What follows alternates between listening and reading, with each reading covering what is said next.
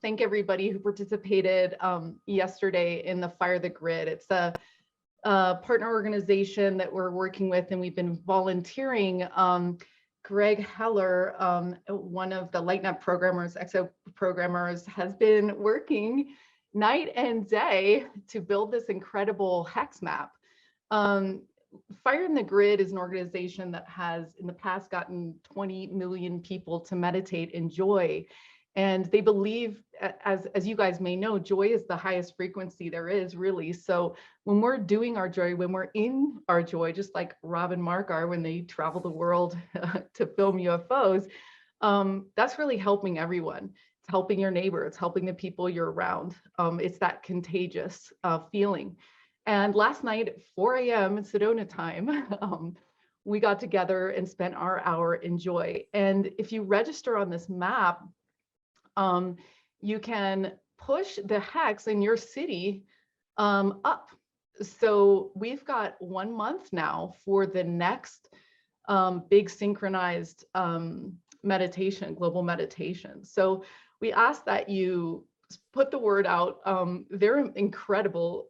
So they're great to be interviewed on shows and things like that to get the word out. And there's going to be another one a year from now. So a huge thanks to Greg for working so hard to program this. And we really feel like it'll be a draw for this organization. And we're super happy to support with that. So I just want to remind the people that are live right now on New Realities or Awareness Ascending, that if you want to get into our breakout groups, which is super fun because you get to talk about contact experiences with each other, you can do that by going to bit.ly Exo Hangout. So if you go to that link, it'll give you the Zoom information. Last session, we spoke with scientist Dean Radin, who is published a lot of the hundreds and thousands of articles about consciousness and how, you know, even mind matter interactions are real. And he showed us his bent spoon, and then our members only hangout, which happens the first Sunday of every month.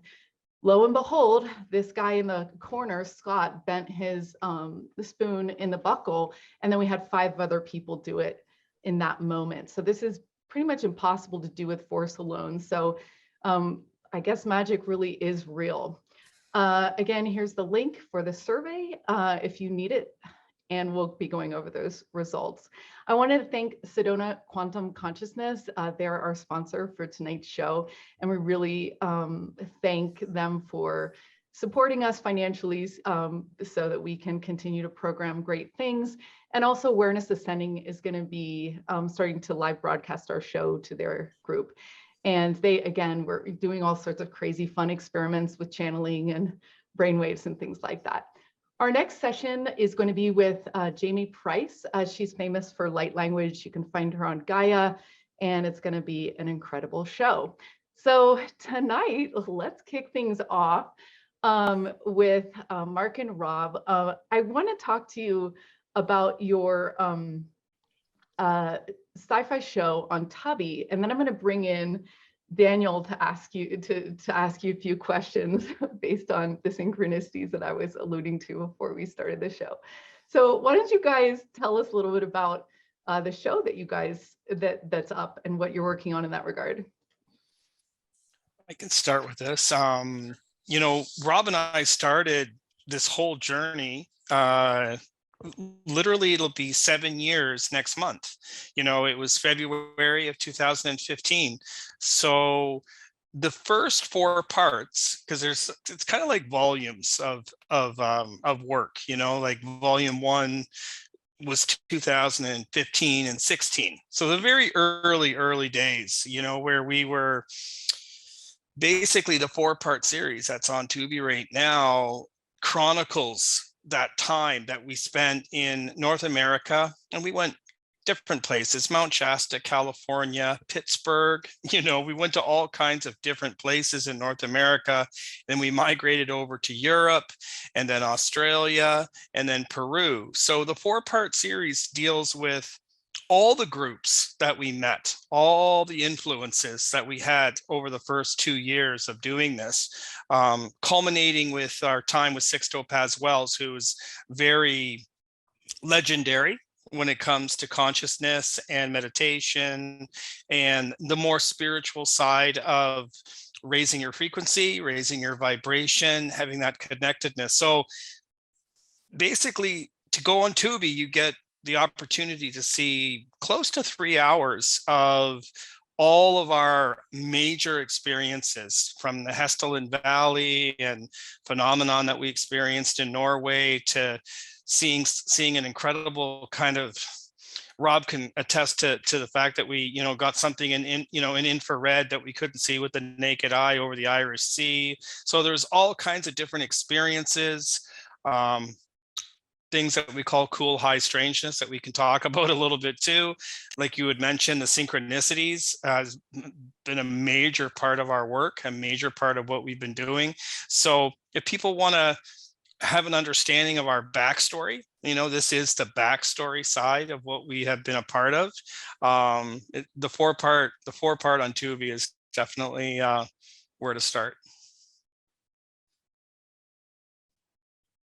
Oh, sorry, there, I was muted. Great, that's awesome. So I just shared the link here in the chat, and I'm gonna bring Daniel, co-founder of Exo Metaverse and LightNet, the technical genius with a massive heart, and really an expert in dream hypnosis and exo contact. And I wanted you to share a little bit the synchronicity of how the four of us are connected, which I didn't even know about till today. So sure, yeah. So we Zenka and I met through the CE5 Canada forum, which I was directed to literally the day before she posted, "Hey, I'm working on this citizen science platform, Exo Metaverse, check it out." I saw this on the Facebook group. That Facebook group is moderated by Dan Burk, who is cameraman with Mark and Rob. And so I met Dan Burk that day because a few days before I said a heartfelt prayer to be of service to others in alignment with my destiny and desire of working with ET contact and hypnosis and things like that. Immediately after that, I hear in my head, Google CE5 Revelstoke, follow what's there.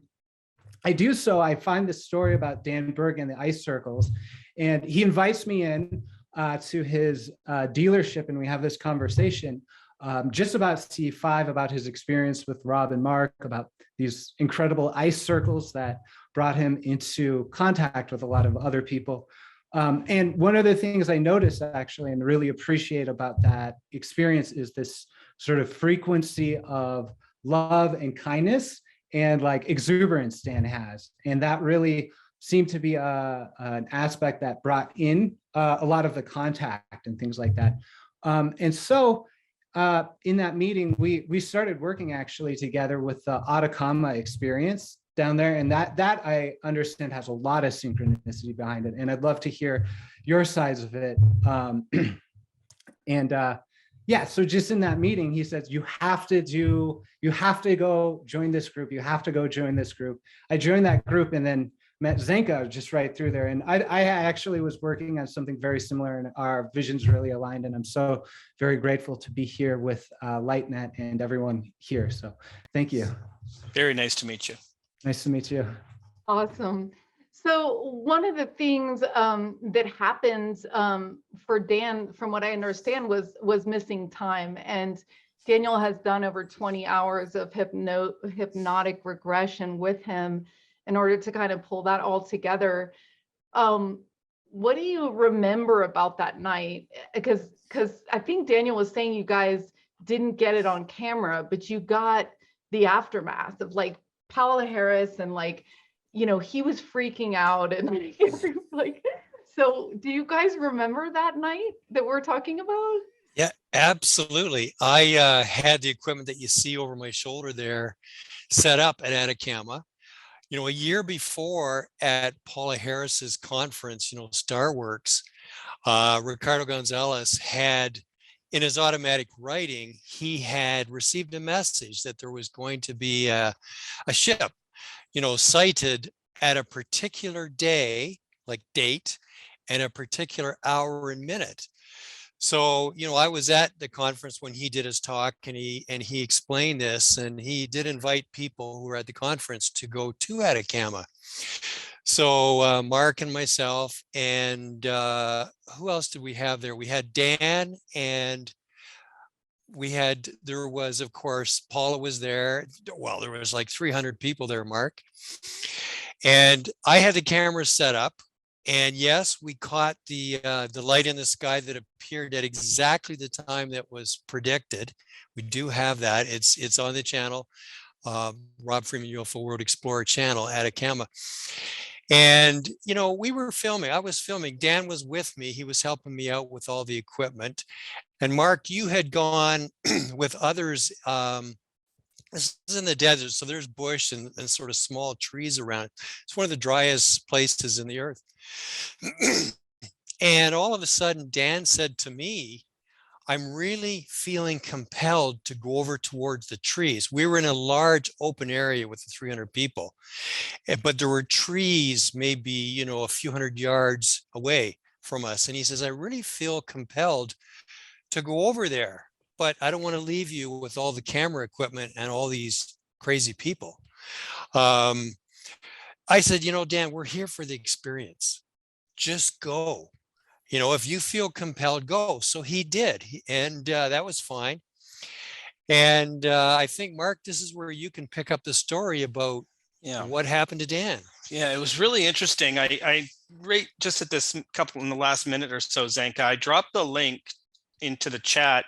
That is a 15-minute video that chronicles, again, Dan's experience. It's an incredible experience, really, because Rob had said, Dan went off and Rob was in a good position to keep doing his work. And Paola came to me and said, do you mind coming with me and going out and let's just see if we can connect. So the video captures that in that link. You see Paola and I going off, and we saw Dan in front of us. I couldn't quite make him out right away because it was quite dark. A lot of activity, over 300 people from 24 countries, a lot of noise, a lot of activity. But we followed Dan. To watch the video really resonates even today to watch it, because Dan was in a daze, like not completely fully aware of everything. Probably I wouldn't want to say it in an insensitive way, and I don't feel it's insensitive to say that he was kind of in shock. There was like some kind of state of shock that he had experienced, because he had seen these trees light up for him. He explains it on camera, how these trees lit up in succession. On camera, you can hear the dogs. Like the dogs are in the area where you can hear them. There's an agitation there. And then he disappeared. He did. And Mark, can I jump in here? Please. Just before that, when he was walking into the woods, just before Mark saw him, he actually heard the words in his head, be prepared. It was a voice, and it said, be prepared. I think it was 4 or 5 times that he heard that voice. Yeah. And he says, Rob, I've never had voices in my head in my entire life, but he clearly heard a man's voice. And go ahead and continue, Mark. Yeah, and no, it's exactly it, Rob. And then what ended up happening was he talked about it on camera, but again, like kind of just very emotional, and to know Dan is to know that he has a very strong emotional core. He has a lot of, and he wears his emotions outright. And he went off again. And it must have been over an hour, maybe an hour and 15 minutes of missing time. He doesn't remember, he does not remember where he was. He doesn't remember what he did. He doesn't remember anything after the trees, after the message that Rob mentioned about be prepared. He doesn't remember anything. And then the next day, it was beautiful. There was the group, Ricardo Gonzalez, who was hosting the event. Again, an incredible contactee and an incredible advocate of peaceful interactions and with benevolent extraterrestrials, brought Dan up front, and Dan addressed the group. And then this is where it got super interesting, because, and it's in the video, one of the ladies there had I don't know what would be, Rob, not a dream, but it was in the meditation, Mark. The ladies, from one of the Spanish speaking countries, the day before, I believe it was the morning of the night where all this happened. So it was the day before, right? They had done a meditation, and in the meditation, they received this message, and I was present when they told it to Dan the next day when they were speaking English. And they said the message they received was that one of the cameramen was going to have an ET experience. And that's all they got in the message. So, when all this happened to Dan, and of course, Dan was asked if he would speak to the whole group of 300 people, and he related his whole thing. And that's when these ladies came up to us afterwards and met us as the cameraman, and told us that they had actually received this message in the meditation the day before, that one of the cameramen was going to have an experience. And that happens a lot actually with his expeditions, is that some group goes off and then they have the big experience. Do you think it would be possible and this is also what they do in Mount Shasta with other groups, is that they make sure that the group is isolated with no other random people there, and then they allow the experience. But what is your actual theory about missing time? And what is your theory, from your gut, about whether or not, if I'm standing here and someone else is standing next to me, is it possible that I see something and the person next to me doesn't?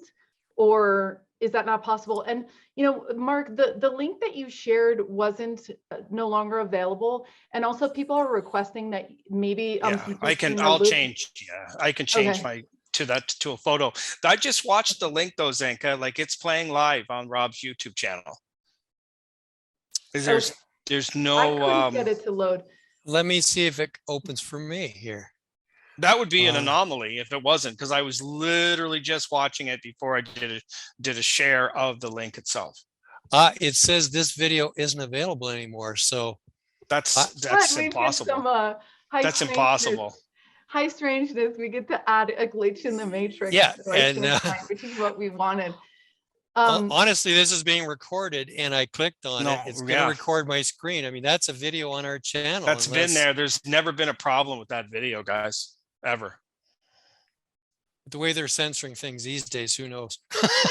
Well, that's exactly why we're going to have a people's disclosure movement, because we'll just have the map with all the stuff, and that's fine. And Mark, are you able to click on it, Mark, right now? Let me try it too, Rob. We'll keep talking, but let me take a look, because that's very strange. So what's your theory about missing time, and whether or not people will all see the same thing, or if someone did everyone miss time? How could it be that just No. Yeah, it was Dan that had the missing time. Now, who knows what that's all about? It's very possible that, depending on a person's psyche, some of these things that happen are so incredible that your own brain will just shut everything down and it's too much. It's very possible that missing time is part of that component. Now, Dan did receive the message, be prepared. So psychologically, he was being prepared that you're about to be in for something. It's very possible that when the trees flashed in succession and started happening, it was too much for Dan. So your own brain can kind of lock you out of this. I mean, how many stories are there of people that when they have something so traumatic happen, they don't remember?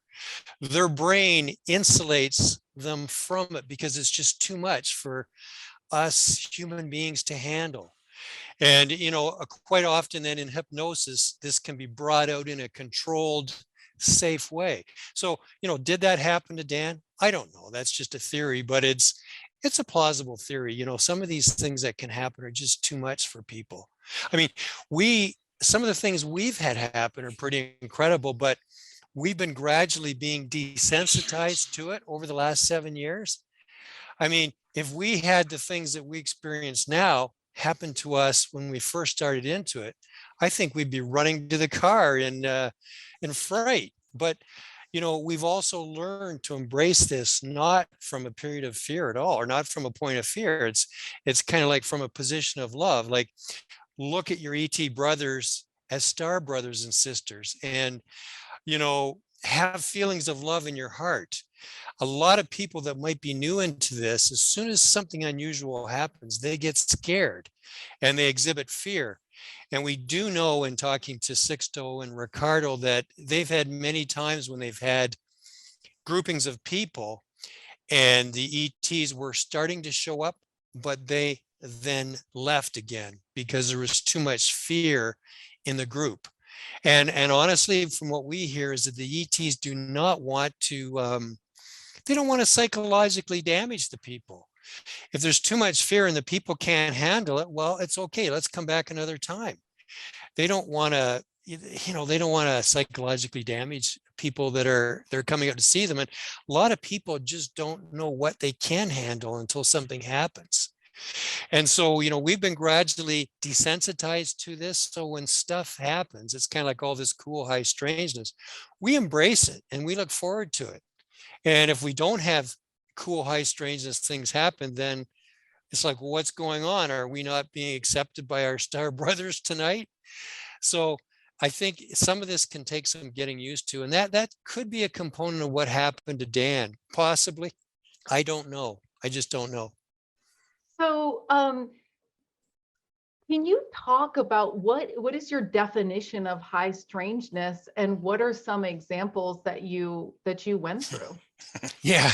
So I guess the definition of cool, high strangeness is things that would not normally happen according to what we know life in the normal world here to be. Like, when you reason things out, when you see things happen in a logical way, cool, high strangeness are things that go totally against what is logical, what's reasonable, what is scientifically possible. I mean, one of our highest examples of cool, high strangeness was the duplicate check incident. And, I guess we've got that all documented on our channel. So I'll try to just summarize it in a very brief way.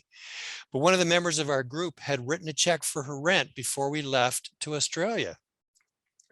And she had instructed her ex to go into the apartment, tear it out of the book, take it down to the landlord on March 1st. We were in Australia, and on March 1st, he did go into her apartment. They share 2 sons and have a great relationship now that they're not together, right?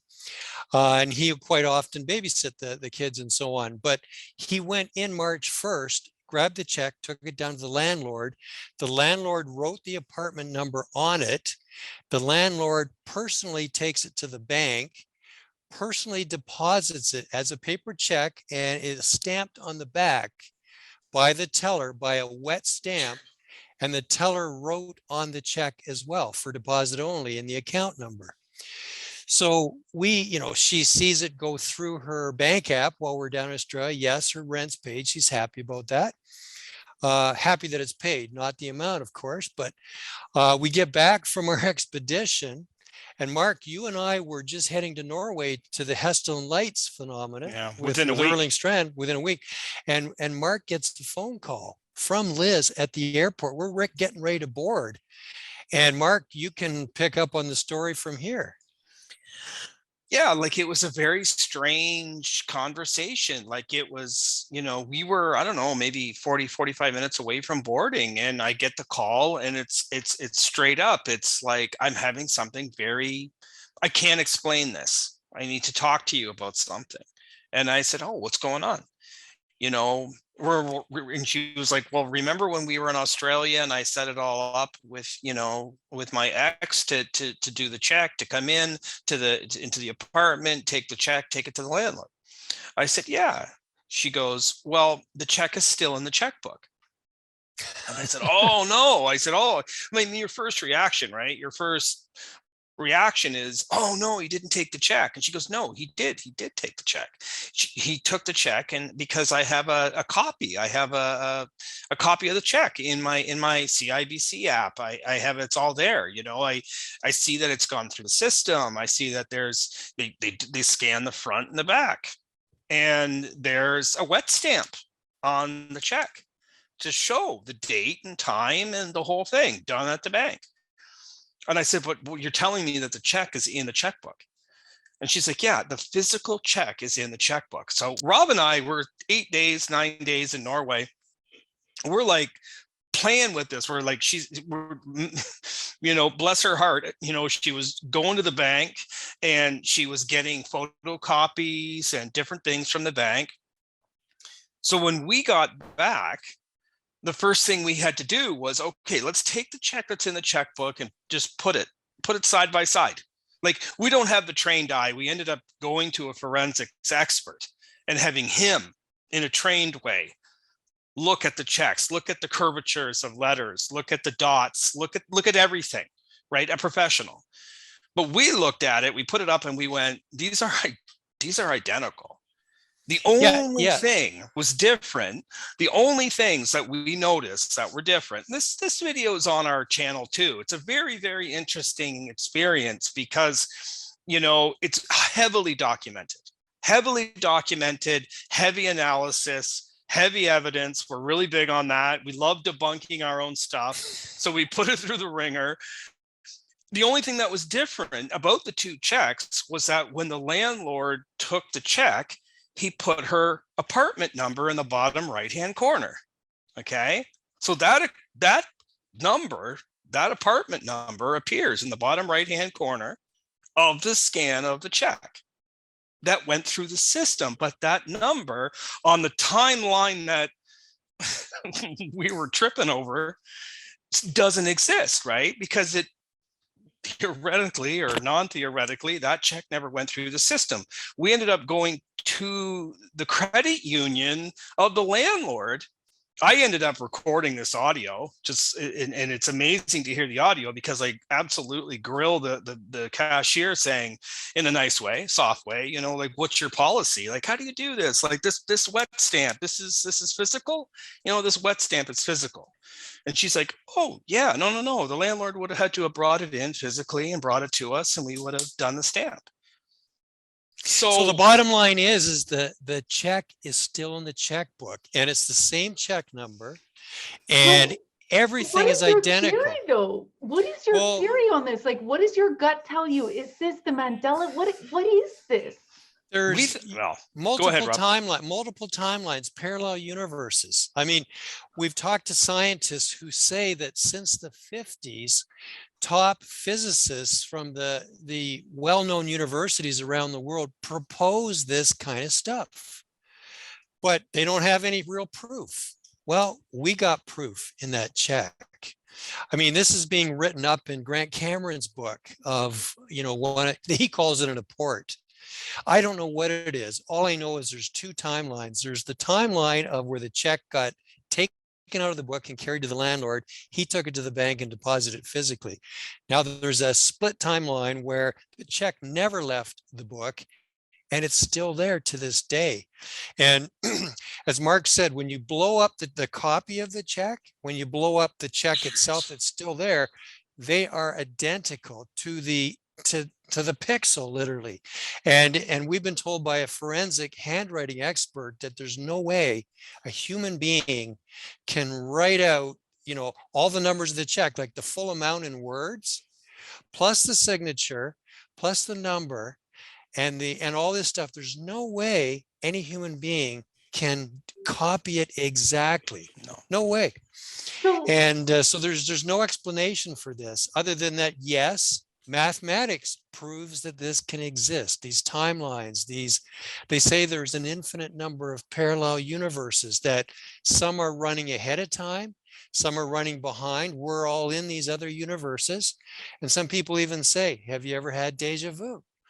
Well, you know, don't know. all we know is we're experiencing this very cool high strangeness, and we love it. And this is just one example of the many things that we've had happen to us.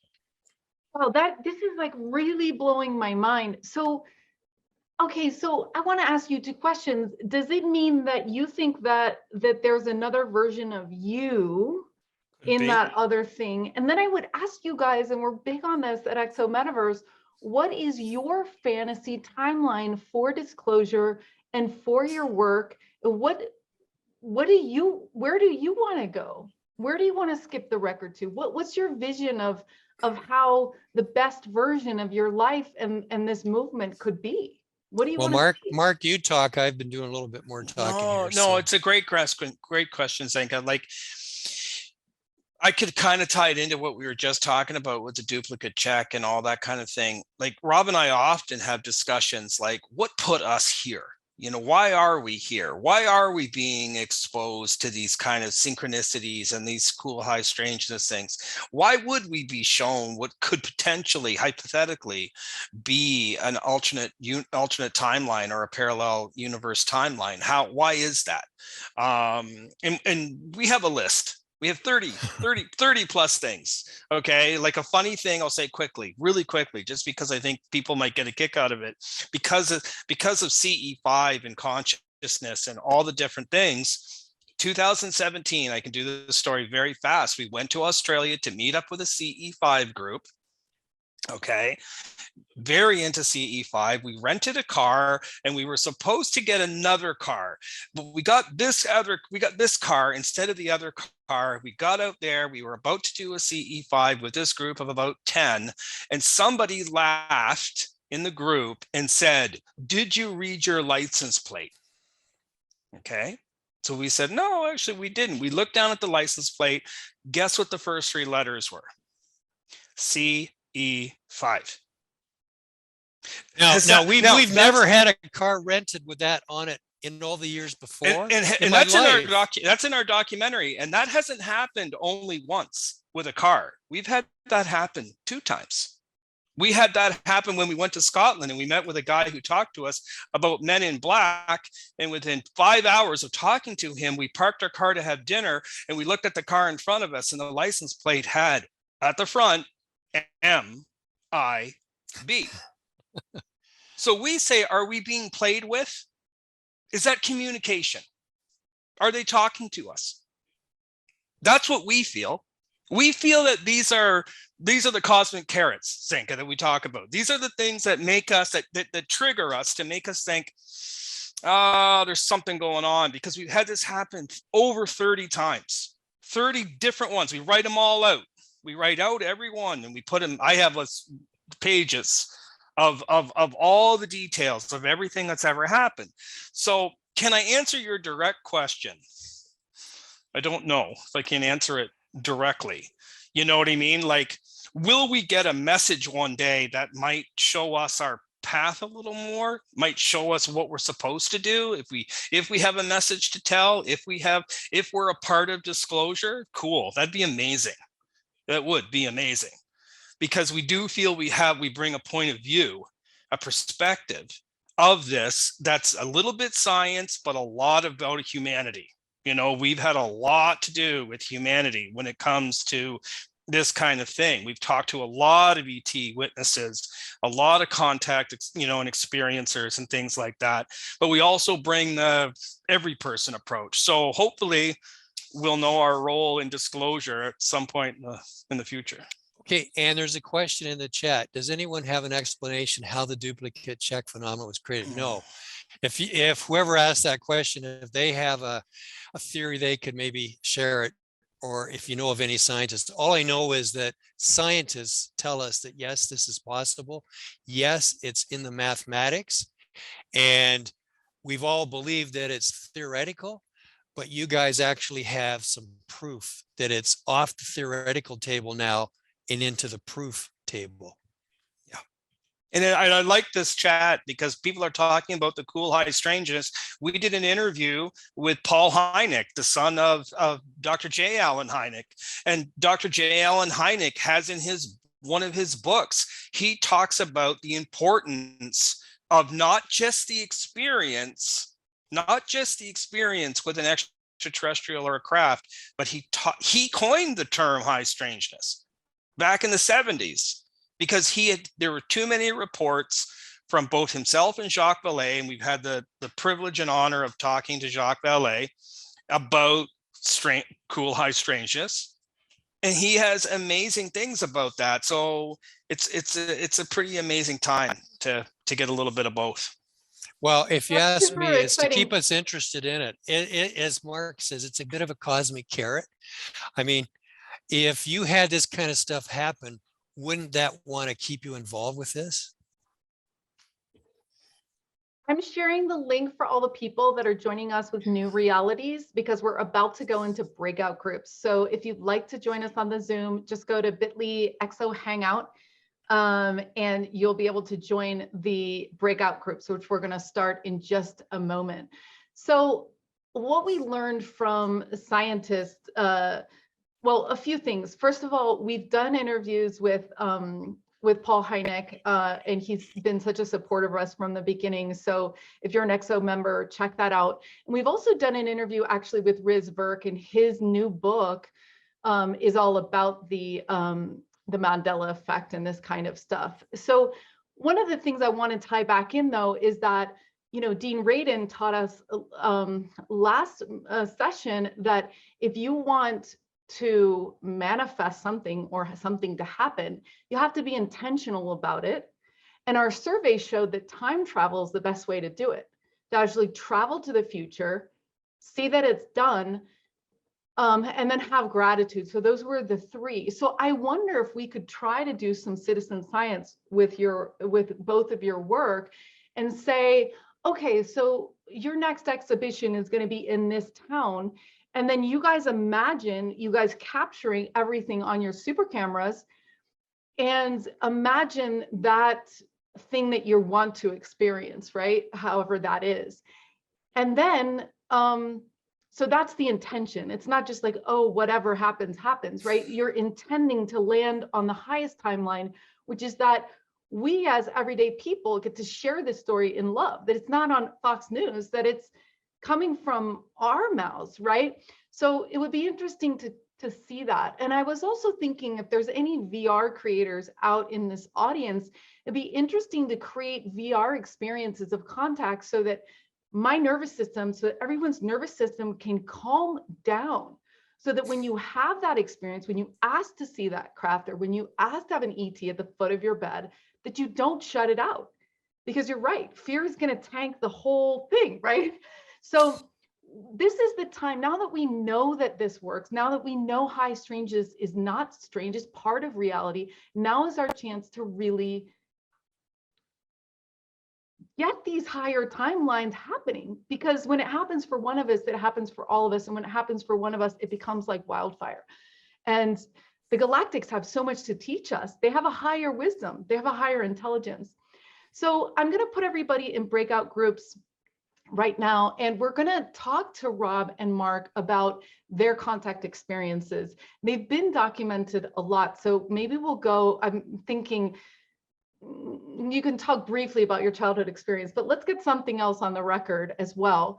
And then we're also going to talk to them about their camera rig and exactly how it works and the different, you know, the infrared and all those things.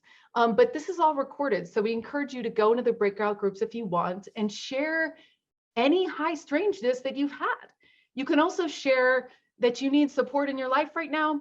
The time is yours. So again, assign a timekeeper. Everybody gets time to talk. No interruptions when the person's talking. If they want you to give feedback, you can. And just divide the time by 20 minutes with the number of people in your group. And don't start talking right away, because I'll be moving everybody around.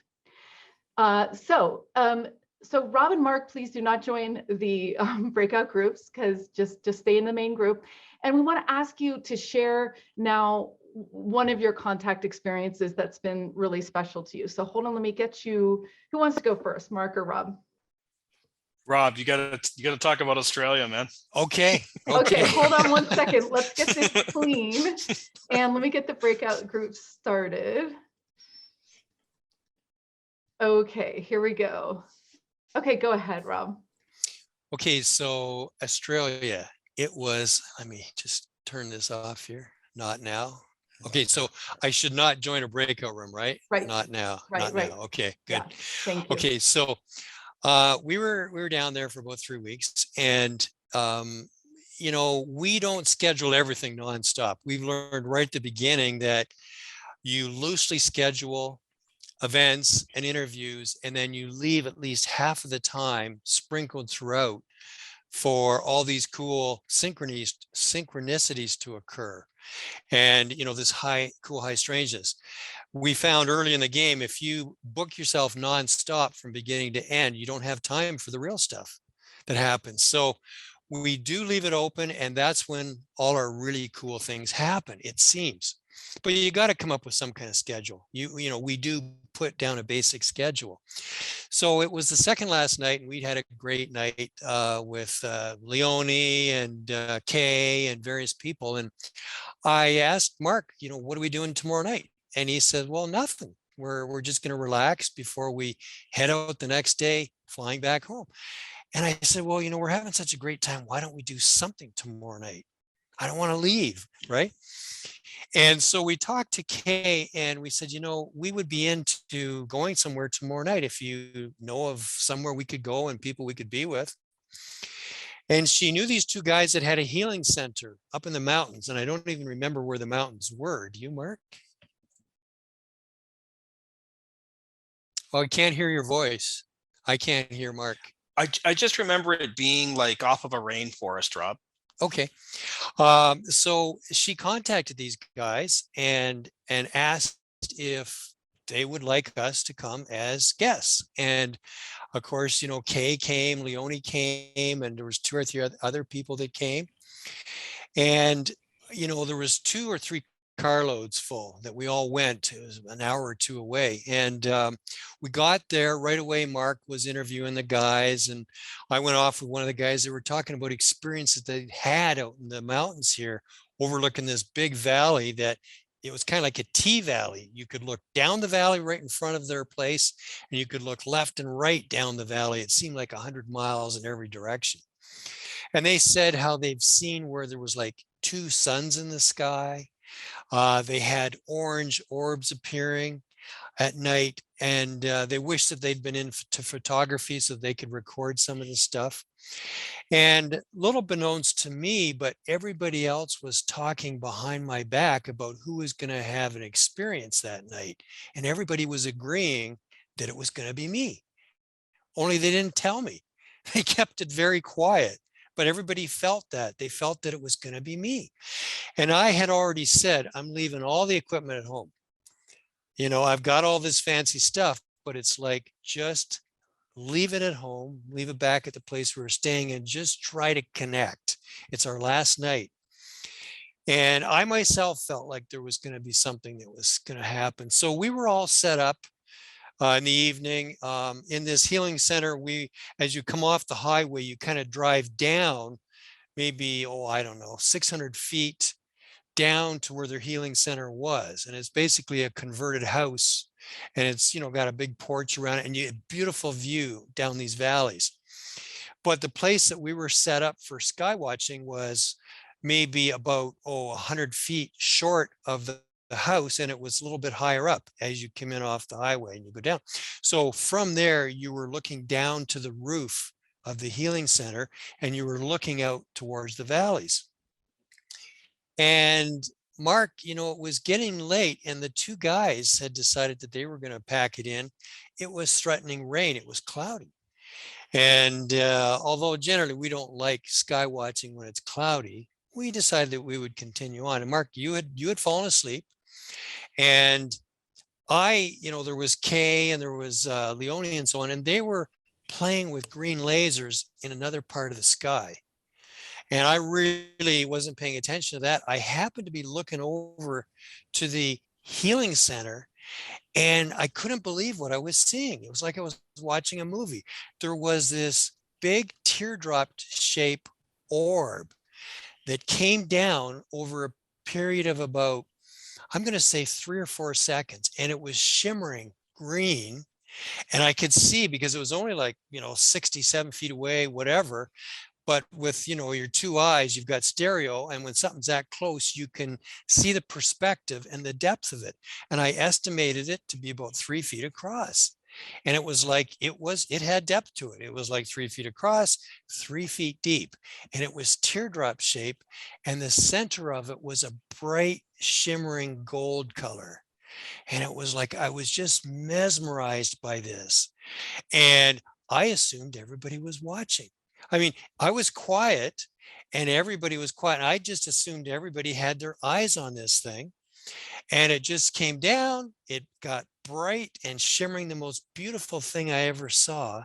And then it just kind of went out right over the healing center. And I turned to the ladies and I says, wow, did you see that? And they looked at me and said, see what?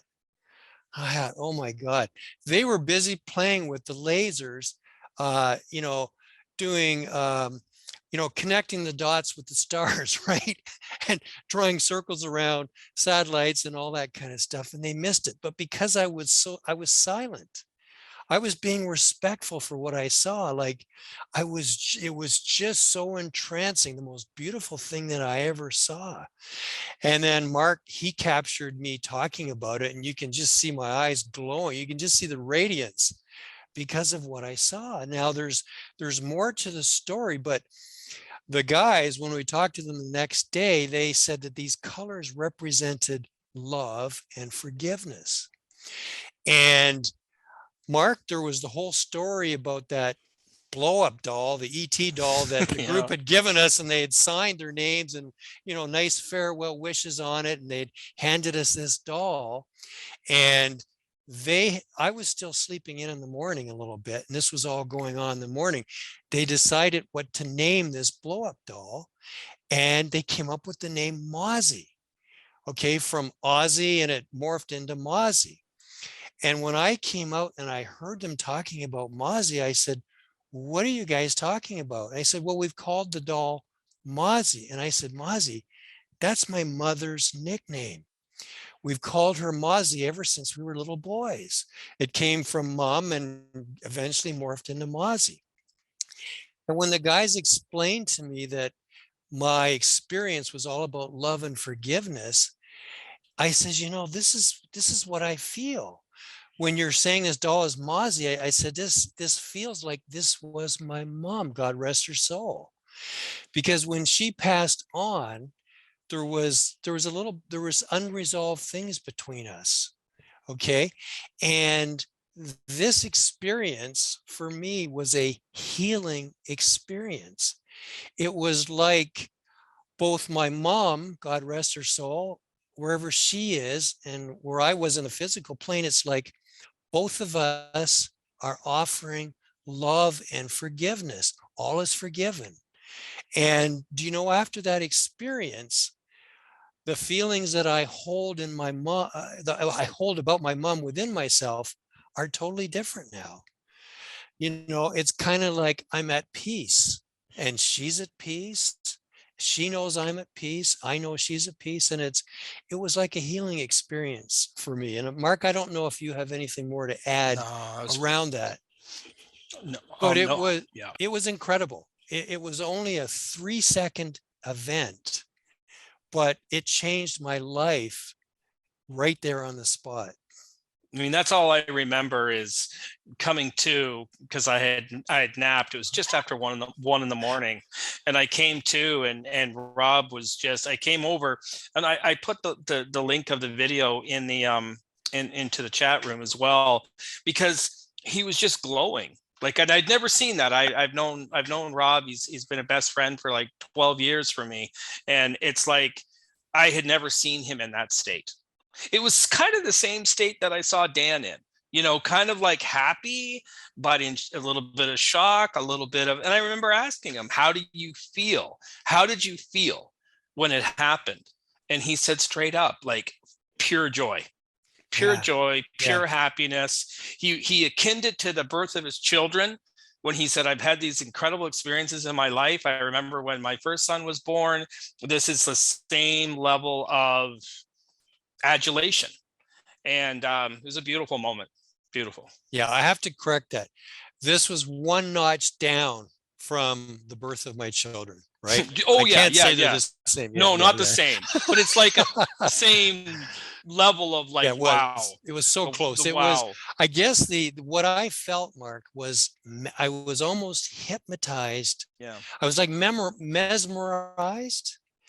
And it just felt like I was totally high. I mean, I don't do drugs, but I can imagine what people feel like. But I just felt that I was high on life. Like I just felt that I was way up here. And it was just a feeling that I still had in the morning.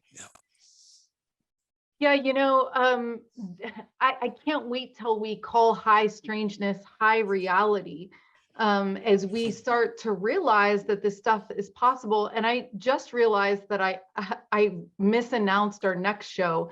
Our next show is actually going to be with Suzanne Worthley, who teaches people, how to talk to the loved ones. Because like you said, often these things get, you didn't have that last conversation. You didn't resolve that last thing. And one of the curiosity labs that we're working on right now with 3 organizations is called Life After Life. And it's going to be called Total Communication. And we're going to get into groups of 8, just like we're going to do with Contact, and talk to people on the other side, because it's possible. We know that. I mean, psychics say things about things that they couldn't possibly know. So again, we really have to recalibrate our understanding of the way reality works. And the other interesting thing about your story, Rob, is that my friend texted me last week saying, my 7-year-old child saw a UFO last night and it was shaped like a teardrop, like you're saying, it was shaped like that. And it pulsed, they said. And they said, we had left our camera downstairs and we were so like blown away by it that we couldn't even really move and go get the camera. And so the 3 of them, the mother, the father, and the son, sat there for 10 minutes going, wow. And it was like pulsing. So it was like, it's really cool. And yeah, so Mark, Can I tell you about the rest of the story? I just remembered when I told the guys the next day at breakfast, I was late for breakfast, but they asked me, where did you see the orb exactly? And I said, well, it was just in front of the chimney. And they said, really? And I said, why? And they said, that's our healing room. So wow. it all seemed to connect. It all seemed to connect. That's so beautiful. That's so beautiful. So Mark, like I said, before we talk about the camera rig, what do you want to share an experience that you've had with Contact that was something that you want to document? Yeah, absolutely. I would have to say probably the most profound one at a personal level. We went to Peru 2 years, 2.5, almost, well, just, yeah, 2.5 years ago, May of 2019. We had the privilege to travel with Ricardo Gonzalez and for 18 days, and there was a group of 7, and we went to a lot of incredible places, like Chilca Desert and a lot of different places where there had been contact experiences. I was kind of going through a few things at a personal level before the trip, and Ricardo was sensitive to that. He knew, because we had been friends, and he knew that.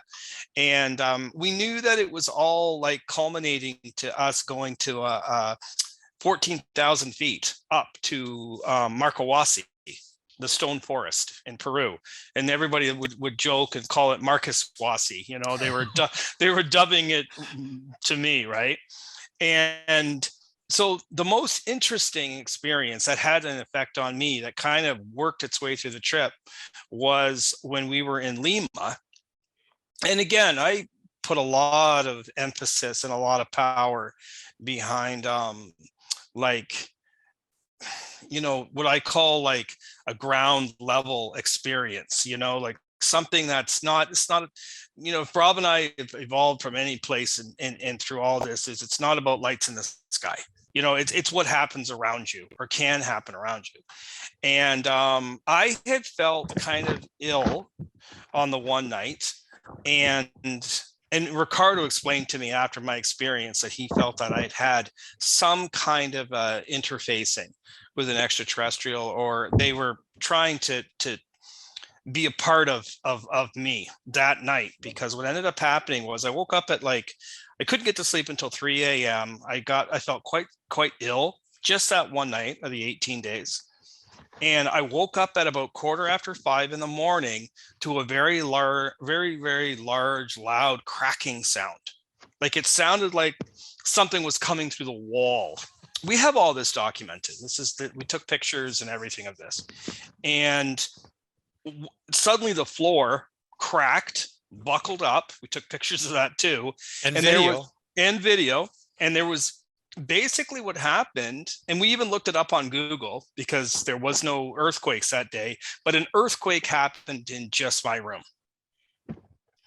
So that was a mind blow. You know, we're like, okay, we hit the ground was all buckled up. Rob, I went across the hall. I got Rob, I got Bill. They had heard it, but nothing happened in their rooms. It just happened in my room. And so that was like a feeling, right? Like something's happening, and it culminated. Many things happened, and I won't get into all of them, like things appearing in my room, and you know that Rob had lost a laser pen at one point, couldn't find his laser pen. Suddenly I was laying in the bed and I woke up and the laser pen was underneath me. Like, where did it come from? No idea. So all these different things kind of happened throughout the course of, something's happening here too. All these different things had sort of happened through the course of those days, and it culminated with Markawasi. And Markawasi was a very spiritual experience for me. And I remember the coolest thing that happened for me is I basically had a dream where in the dream, I heard the words, welcome to your new life. Okay. So this is 2019. I was like, wow, okay. And this, I don't even know if I told Rob this part, but this is an actual fact. I think I have, because I've told this story a few times, but the next day I was talking to Ricardo, and he came up to me and I'm smiling, and he's like, how are you feeling? I'd had deja vu, a lot of it coming into San Pedro and all the different places that we were visiting to go to Markawasi. I had a real feeling that I'd been there before. And he said to me, are you ready for your new life?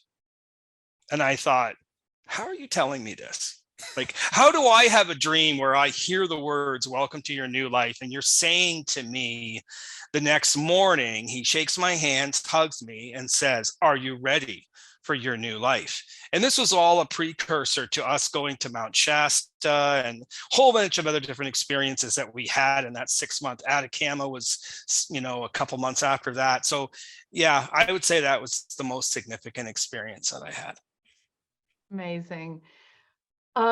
So we have about 20 minutes, 25 minutes left. And we're going to bring the people back from the breakout group in a few minutes and allow people to share stories or ask you guys questions.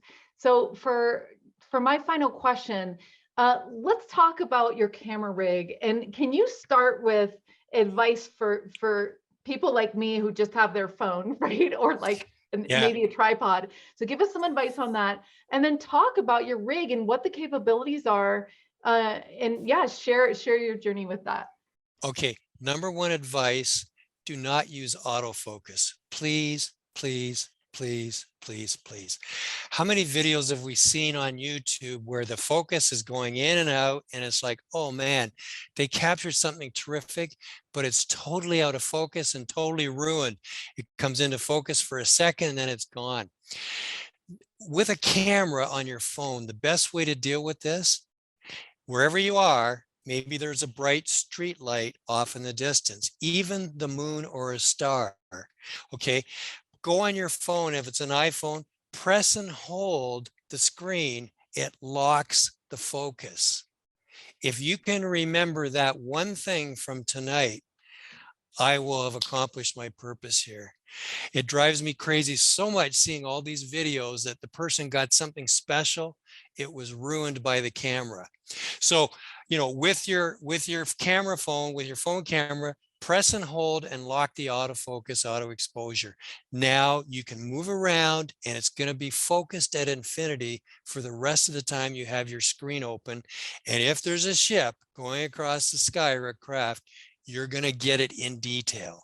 So that's a big one. If you have more of a regular camcorder, please, please, please switch it off of autofocus. Okay, just remember those words. Take it off autofocus, put it on manual, and then again, do the same thing. Just zoom in, or whatever, but just move your focus until the moon is in focus or until the stars go very small so they're in focus. When they're out of focus, they go big, right? And a lot of videos you see where you see this big thing shimmering as a big ball of plasma, it's a out of focus star. That's all it is, unfortunately. So that's my advice for anybody with a camera is please put it on manual focus, or if with a camera phone, hold the screen until it appears the words focus is locked. Okay, and then leave it open and take your pictures. Now, getting into the rig, we call this the WMD, weapon of mass detection. Okay, or I coined a new word. Mark is an English major and he tells me it's not a word, but I call it also the weapon of mass debunction. Okay, he informs me debunction is not a word, but you know, in my brain it is. So what we do is, you know, there's different cameras, and depending on the expedition, I'll either go with the full rack of cameras or, you know, a smaller rack. It's like, you know, ribs at the restaurant. You can go with the half rack or the full rack, right? And here's some of the cameras. The big one in the middle that you see right about here, that one is a $50,000 thermal camera, zoom. It's black and white thermal. And it's through that camera that we saw an actual craft on the balcony of the Paradigm Conference in Australia with Damien Knott. Okay, we'd had the whole camera set up for fun. He had never seen a thermal before. I had it set up looking out into the sky over the downtown area, over the buildings. I didn't see anything. And I handed it to him. I said, you look. As soon as he put his eyes in there, he said, I think I got something. I thought he was putting us on. I look and there's an actual craft, disc-shaped with a dome on top, slowly moving across the sky. Now, we had Kelly with us and others, and it was not captured in any of the visible or full spectrum equipment. It was only in the thermal. It wasn't even captured in the infrared camera. Okay, it was only the thermal. You know, infrared is like near infrared is just off of visible. Thermal goes further into the infrared band and it's more heat versus light. And so we captured it. I believed I was recording it at the time. And then we went to play it back and it was all snow. The audio was captured, but the video was all snow. So, you know, is that a case of the ETs, you know, where they gave us another cosmic carrot? It's like, we'll let you see it. Everybody can have the experience, but we're not going to let you get it on video. So, and Mark captured all of this happening as the, you know, film producer, sort of behind the scenes and all of that. But we, you know, the video was all snow. So now when you look at the cameras, we've got the thermal, that's the main one in the middle, and that's zoom. I also have color thermal, which is more wide angle and it's more for a spotter scope. And then I have visible telephoto, so it can zoom right up and, you know, look in the windows of a craft if it had to. I've got zoom full spectrum cameras. So the filter's been taken out, so there's no filter. So it's the actual sensor of the camera picking up everything that's coming into the lens. Normally a camera has a filter, which basically filters everything but visible light out. It filters out the infrared, it filters out the UV and anything further, so that you're only getting the same thing as what our eyes see, visible light. So this camera is a full spectrum zoom camera. So it will capture anything that could be in the ultraviolet, through visible, through into the infrared range. And then I have, what else do I have? I've got a full spectrum wide angle camera. And the full spectrum wide angle camera is for just panning around and seeing if something should pop up. And I might mention here, when we were in Algonquin last summer, Algonquin Park in central Ontario, Canada, you know, a few hours from where we live, we captured a very interesting phenomenon. I'd never even heard about this before, an atmospheric sprite. And Mark, you have a video on the channel of the atmospheric sprite. A sprite, an atmospheric sprite, is a discharge that is high above a thunderstorm, and it's very rare to capture it. And it's only under certain conditions you can see that. Now, I realize this is not ET, but it's still pretty cool nevertheless. Very few people get to see an atmospheric sprite. The full spectrum camera caught it on video, and you can see a discharge. And we're in Algonquin Park, which is like 2 or 3 hours north of Toronto. A storm has to be several hundred miles away, and you have to have a clear view all the way to the storm to capture this and to see it. And the conditions were perfect that night that we captured it. So the full spectrum captured that. The visible didn't capture it, only the full spectrum. And the infrared camera, the green night vision, captured it. So some of the other cameras on the WMD are the green night vision. And I have zoom, like, you know, telescopic, traditional green night vision. It's your near infrared. You know, that's when you see green videos of nighttime, that's what that is. It's the night vision, and it's right next to visible, but not as far as the heat spectrum goes, like, you know, thermal. And then I also have a wide angle infrared, the green infrared as well. So what other cameras do we have on there? There's also, I've got a meter on there that measures your temperature and dew point, because, you know, when you're out with all the camera equipment, if the temperature drops below the dew point or comes to the dew point, you'll get dew all over your lenses. And then everything you photograph is going to be all hazy and kind of blurry. So that's why we try to go to more desert locations where the dew point is very low. It's so dry that you'll never get moisture on your lenses. But I also have, in cases where the dew point is high and we're likely to get dew on the lens that night, I've got lens heaters. So they're just little wraps with a cable you can plug into rechargeable batteries, and it warms up the lens, the body of the lens. It goes around, and it keeps the lens warm enough that you won't get dew. I don't know if there's anything I've missed, but those are the cameras that I've got. And our famous Squamish orb, if you just search Squamish orb, it's hard to find that video. Yeah, I put that in the chat there too, Rob. Yeah, we It's think that great. we think that YouTube are purposely not letting people go to that, because you can put in all the words and it will not come up. However, if you duplicate it, like, it's just send it out raw to a bunch of people and we'll upload it in different places. Yeah, That'd be great. If you lose the link, if you just go to our channel and go to videos and just say most watched or most viewed, it's the very first one that comes up. So you can, if you can go, you can go to the channel and get it that way if you lose the link. Okay, great. So that's not everything. That's just the WMD. There's the actual other camera that's fixed. It has your time lapse infrared and time lapse visible. Okay, Wow. I'm done. That's great. Yeah, I'm super glad. I wanted to get to questions in the last 15 minutes, but I'm super glad we got that recorded, because there are a lot of geeks out there with weapons of mass detection. We have them in our hands right now, very high quality. So it's great that we're, learning about the visible spectrums and all that stuff. So it's very fascinating. So I just wanted to show you guys before we've got a couple questions. So this was our survey here. Let's see. So we asked people, and again, these surveys keep going, so you can always fill them out. This is week 28.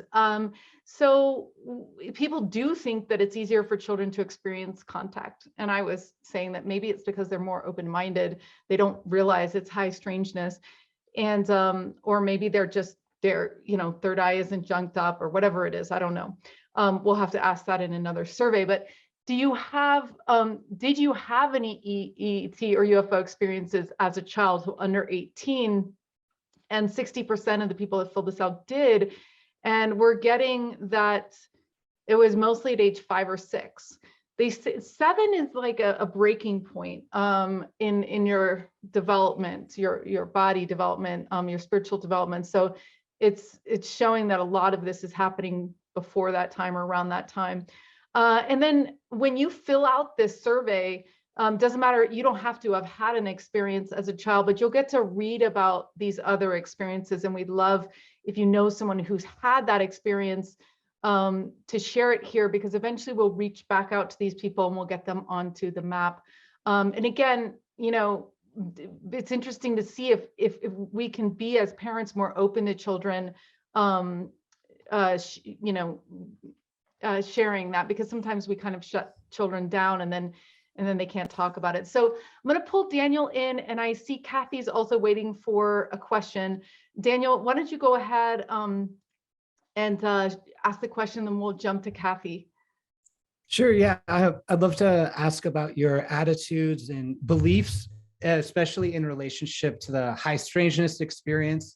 You mentioned a sense of needing a sense of open-mindedness, or some sense that you have faith that these beings are positive or benevolent or something like that. So I'd love if you could speak about your attitudes in relation to these highly strange forces that seem to have kind of this narrative control over experience that's unfolding through synchronicity and these other things. And then to kind of speculate perhaps about what attitude shifts or beliefs might need to happen in order to invite the deeper contact of like face-to-face ET contact or ships landing or something like that. Yeah, I would say that attitude and intention is super, super important. And, I was taught as a kid to stay away from the bad part of town. So, my dad was very careful to instill that in me. And I kind of apply the same thing as an adult now with respect to keeping an open mind to what's out there. We have the intention that we only want to connect with higher benevolent beings. Now people will talk about negative things and so on. And quite frankly, I think that if a person is negative and if that's their attitude, that's probably what they're going to attract. We're very positive and upbeat, and I think that attracts that to us. And then we specifically say that we would like to get involved with benevolent beings of a higher plane. We did have an experience in Australia, although there's really not any time to get into that tonight, with what we believe he was an ET being, but maybe on another show, Zenka, we could get into that one. And but we had put it out there. And I think if you do have your intention, I mean, there's so many different protocols for CE5, but quite honestly, that maybe is helpful to get started. You really, as from what we've experienced, you really just need to have an intention, keep an open mind, and the experiences will happen. Mark, I don't know if you've got anything more to add to that. No, it's a great question too. Like I'm even kind of tying it into one of the questions here, as far as what inspired us to do what we're doing. I mean, just to keep it short, listening to Rob tell me, he told me 2 stories. He told me a story that was very open, generic almost, not in a bad way, but just like I saw this outside of this building with the different people and talked about, how it was in the newspaper. So that's why the survey is great, Zanka, right? Because you get that understanding that he was 12, he was 12 or 13. This is 1966.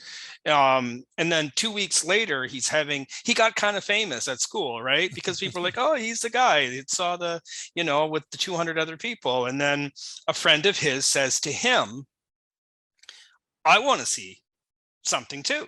So suddenly you have these two boys full of wonderment, awe, open hearts, putting together a little makeshift sky watching kit with a compass and some walkie-talkies and pens and pencils, pens and paper, and and shimmying up a little one-story antenna tower to get to the roof of their parents' house. That resonated with me personally. I was like, that's adorable.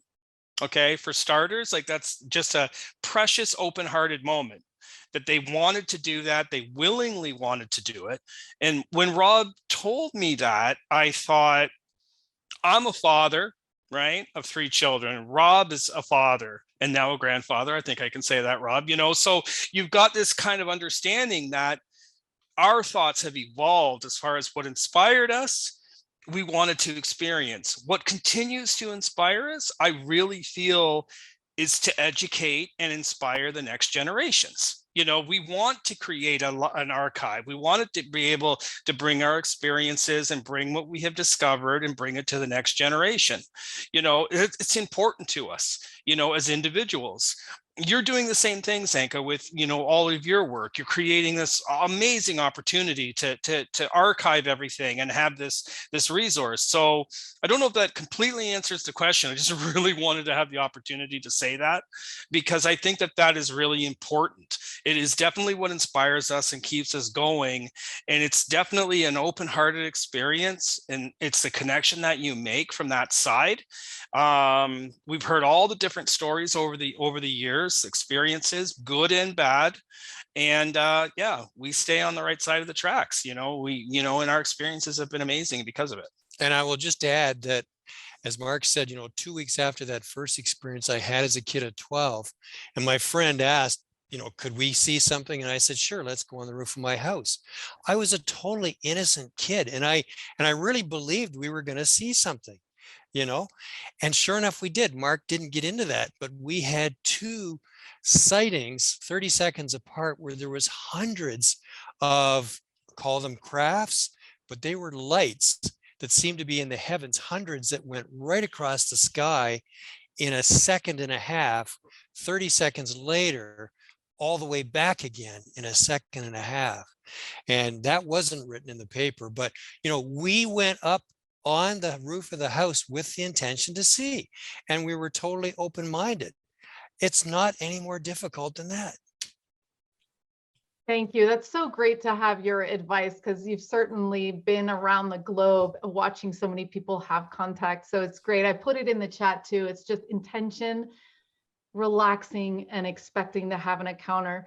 So I want to bring Kathy up. She's an Exo member. If you're watching this from New Realities, thank you, Alan, for hosting our show on your amazing channel. And if you guys would like to get the archives, you can go to Exo Metaverse/join, and for $4 a month, you can be part of our family. So Kathy, thanks for being a member. We really appreciate it. We'd love to hear your question.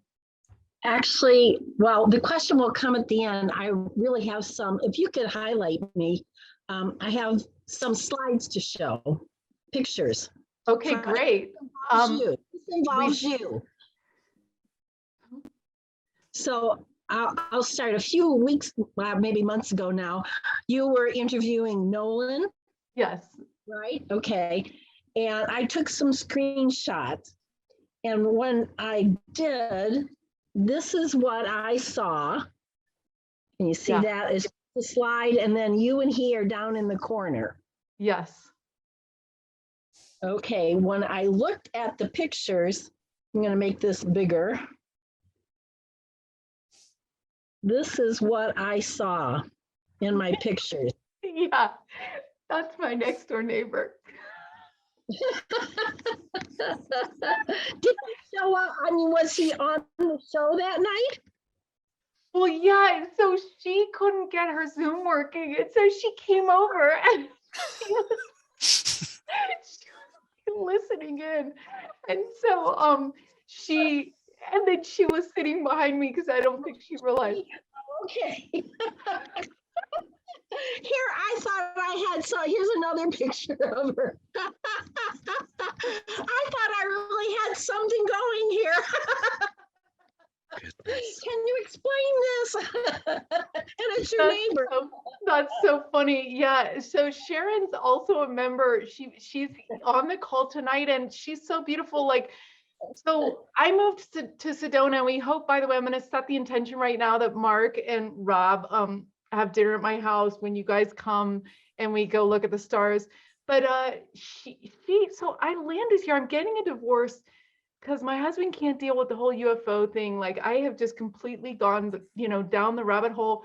And I move into this place. It's like the cheapest place here in Sedona. It's like, okay, great. And next door to me is Sharon, right? Who studied with Osho, right? She's like a mad genius with spirituality and everything.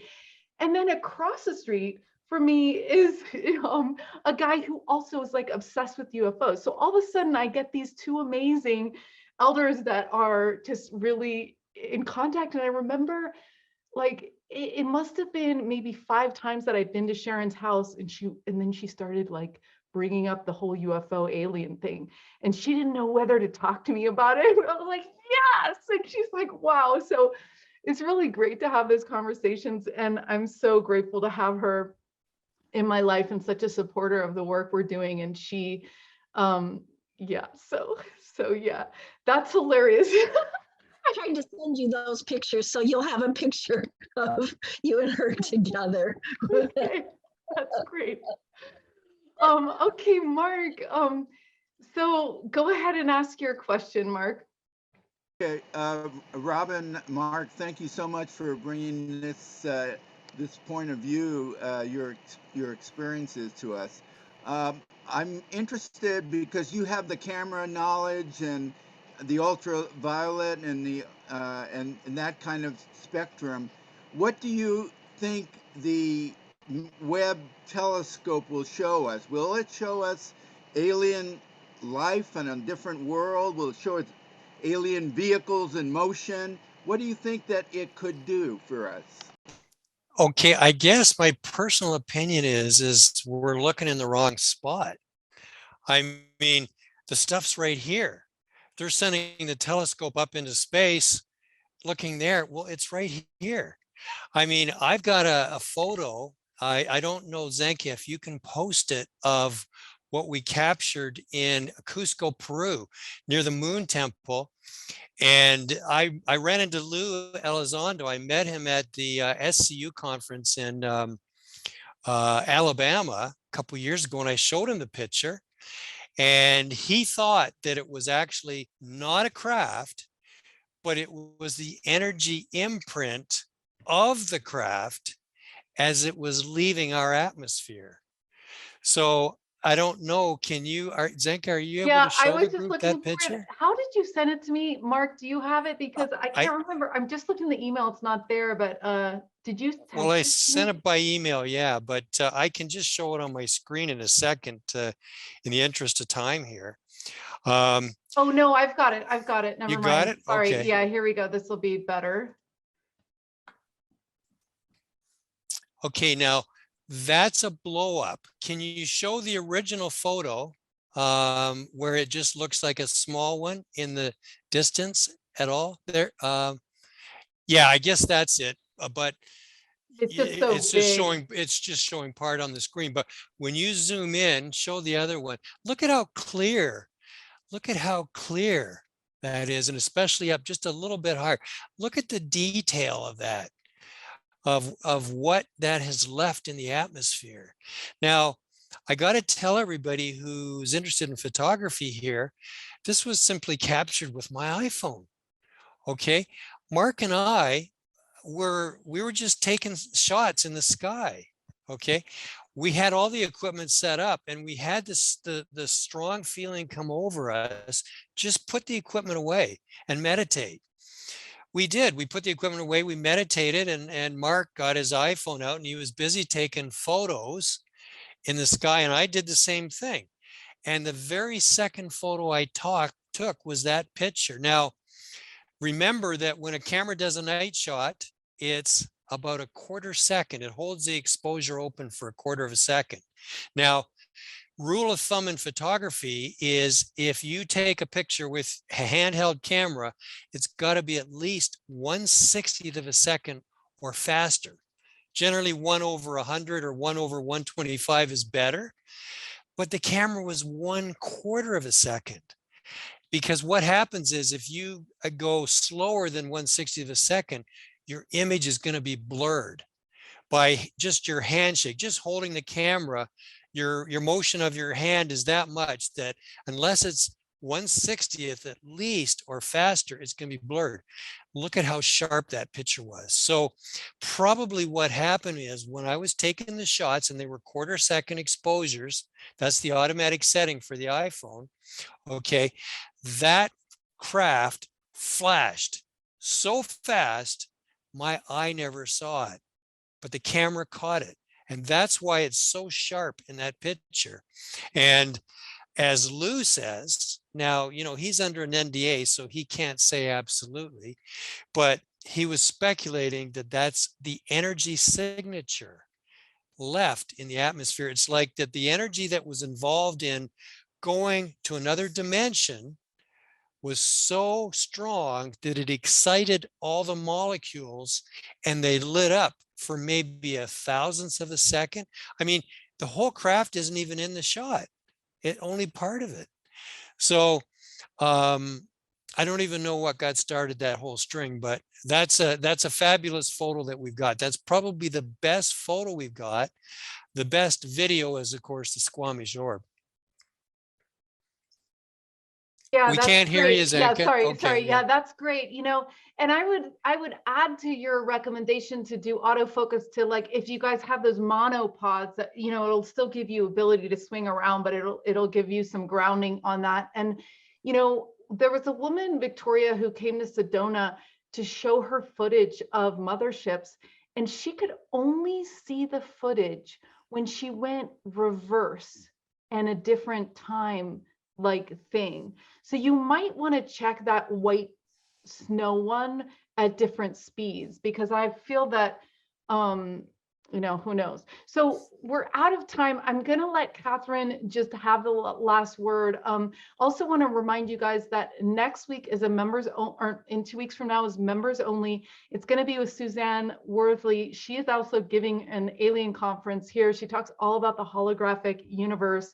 And she's also going to be talking about communicating with people across the veil. So look forward to that. Again, it's exometaverse.org/join to join us for that one. Okay, so Catherine, go ahead and we'll wrap this up with the final question. Oh, okay. Thank you. Oh, I enjoyed your show tonight. And thank you, Mark and Rob, for being here and speaking. I'm going to check out your YouTube channel and your different things that you do. thank you. So, you know, I'm also an experiencer and I've had a lot of contact, and I've been able to document and film and video a lot of my contact, which I'm so happy about. But what I have found is, you know, I have both. I have my iPhone and I have the Aurora, which I got about a year or so ago. And I've gotten so much more on my iPhone that has been, you know, the phenomena that has come through on the iPhone has just been like kind of mind blowing at times. I swear they got a sense of humor that, you know, I've got all this expensive equipment, yet what do I get the very best photo we have on? My iPhone. Yeah. And the other thing you had mentioned, you know, everybody's pointing up in the sky, which, yes, I agree, they are there. But they're also, what I have found is they're also here. So they've been in my room, they've been in my home, they've been in my yard, they've been in my trees, right?